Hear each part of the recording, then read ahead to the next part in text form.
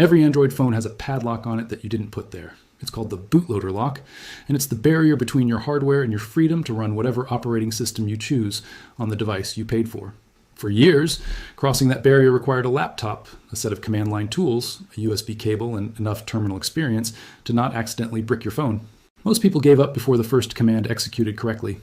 But in June 2026, a free and open source Android app called ADB published version 1.2, and with it, a bootloader utilities wizard that does everything a PC used to do, from an Android phone over a USB-C OTG cable with a guided interface that tells you exactly what's happening at every step.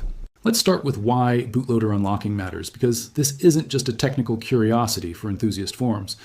The bootloader is the software layer that runs before the operating system loads, and its job, when locked, is to verify that only software officially authorized by your device manufacturer is permitted to run on your hardware. This sounds like a security feature, and in a narrow sense it is, but what it also means in practice is that the company whose name is on the back of your phone has permanently reserved the right to decide what operating system you're allowed to run, what customizations are permitted at the system level, and what your device becomes capable of. A locked bootloader means Samsung or Google or whoever made your phone has a veto over what you do with hardware you own outright. An unlocked bootloader means that veto is gone, and you can replace the operating system entirely, install security-hardened alternatives like Graphene OS, extend your device's useful software life with Lineage OS, or move to full Linux through Postmarket OS. These aren't abstract possibilities. In 2026, with manufacturers abandoning software support for devices after 2 or 3 years, with Android's own open-source trajectory narrowing through biannual AOSP releases and developer verification enforcement, and with the custom ROM and alternative OS, community producing genuinely excellent software for older hardware, bootloader unlocking is the first and mandatory step in the process of taking back meaningful control over your device. And the traditional requirement of a PC with ADB and Fastboot tools installed has been the practical barrier that kept most people from taking that step. Here's what unlocking a bootloader used to look like before ADB existed, and why that process was an obstacle even for people who knew it was possible and wanted to do it. You'd need to download Android platform tools from Google, which is a package containing ADB and Fastboot, among other things. You'd install it on a Windows or Linux machine. You'd enable developer options and OEM unlocking on your phone. You'd enable USB debugging. You'd connect your phone to the computer with a USB cable. You'd run commands in a terminal. ADB reboot bootloader to restart the phone into Fastboot mode, then Fastboot flashing unlock to send the unlock command to the phone. The phone would present a warning screen asking you to confirm. You'd use the volume keys to navigate and the power button to confirm, and the device would factory reset and boot up unlocked. For someone who works daily in a terminal environment, this is a 20-minute process, including the platform tools download. For someone who has never opened a command prompt, has no Windows machine with drivers installed, has only a Chromebook or an iPad, or uses their phone as their primary computing device, this process might as well be in a foreign language. The tools exist, the instructions exist online in detailed form. And the practical reality is that for millions of people who own Android phones, the PC dependency has been the wall that ends the conversation before it starts. ADB is a native Android application written in Kotlin with Jetpack Compose and published as fully open source software at github.com/vandabeta.adb app. It's also available on Google Play, on F-Droid, and on APK Pure. At 2.4 megabytes, it's smaller than most photos you've taken this week. The app was created by a developer who has been building websites for over 25 years and openly admits in the GitHub README that native Android development is outside his existing skill set, noting that the app was built with AI-assisted development while he learned the platform. This transparency about the app's origin is unusual and worth noting, because it's accompanied by something that partially addresses the trust question it raises. The source code is public, the app is distributed through F-Droid, which exclusively hosts open source software, and an independent security scan through VirusTotal is available through the APK Pure Trusted App Verification badge. The app operates in 2 modes, and understanding the distinction is what makes the bootloader unlock capability make sense technically. The first is local mode, where ADB runs on your own phone using an Android API called Shizuku to execute system-level commands that would normally require root access. Shizuku is itself a FOSS utility that uses Android's wireless debugging feature, which has been available since Android 11, to create a privileged shell service that apps you authorize can use to run elevated commands. This is the mechanism behind most of ADB's local features: debloating, DPI changes, DNS configuration, battery management.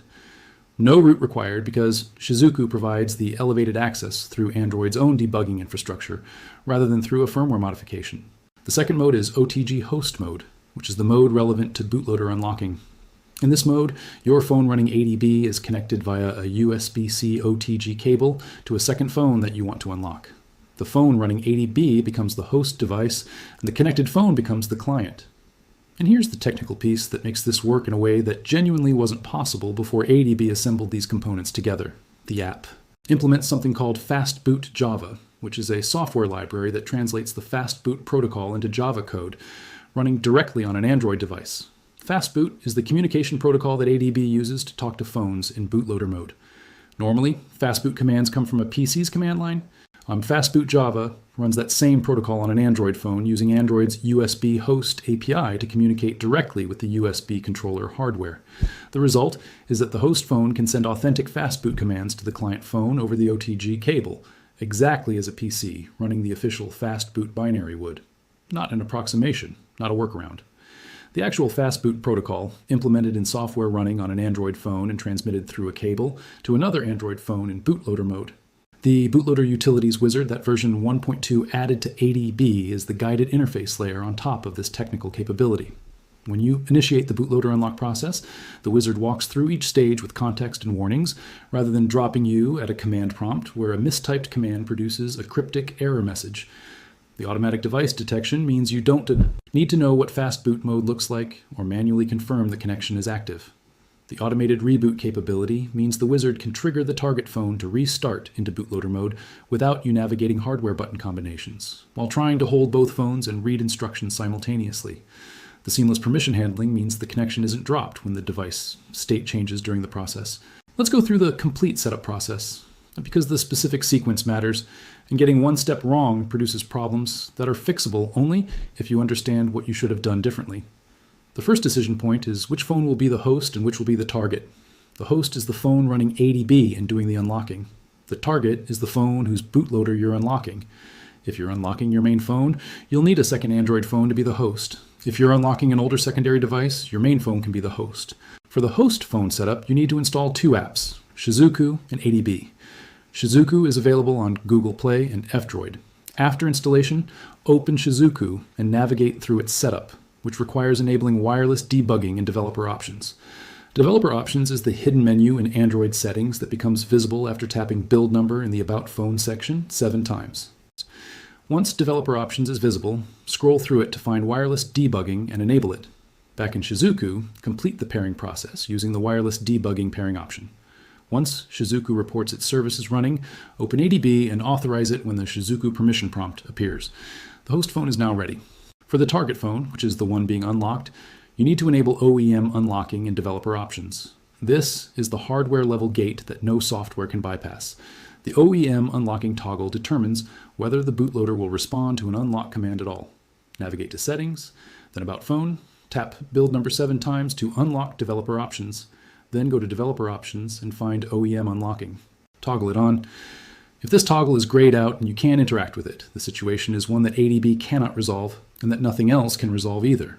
The device's bootloader has been locked by the manufacturer or carrier in a way that prevents consumer unlocking entirely. Affects US Samsung Galaxy devices due to Knox security hardware, and devices from certain carriers that specifically requested this restriction be implemented. For Pixel devices, most international Android phones, and older devices from OnePlus, Xiaomi, and others, OEM unlocking is accessible and can be enabled. Also enable USB debugging on the target phone, which is in the same developer options menu. USB debugging allows ADB to communicate with the device, which is what ADB is using through the OTG connection. Now connect the two phones with the USB-C OTG cable.